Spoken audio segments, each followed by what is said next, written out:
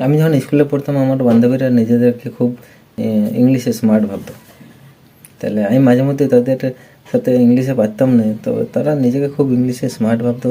তাদের বান্ধবীরা যখন নিজেদের সাথে ইংলিশে কথা বলতো তাহলে আমাদেরকে খুব খারাপ লাগতো।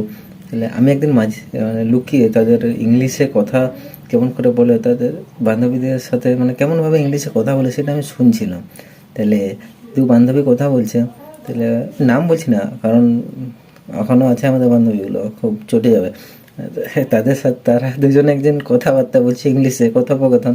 তো সেইটাই আমি শুনেছি, তাই তোমরা সেটা দেখো তাদের ইংলিশটা কেমন। তোর আছে না একটা খবর তো মনে আছে? কি বল? ওই আমরা পাশের বাড়িতে আছে না, এনে ধরিস কালকে রাতে পেছুরি হয়েছে। হোয়াট? হাউ? এত ইংলিশে বলছে, আমাকেও একটু ইংলিশের ভাব দেখাতে হবে। টুকিং দ্য চোর, কাটিং দ্য ভেড়া, প্যাকিং দ্য জিনিসপত্র, গোয়িং দ্য চোর। হোয়াট? হোয়াট ইজ দিস বেড়া? বেড়া ইজ দ্য খাড়া খাড়া যার মধ্যে লোহার প্যালেট মারা।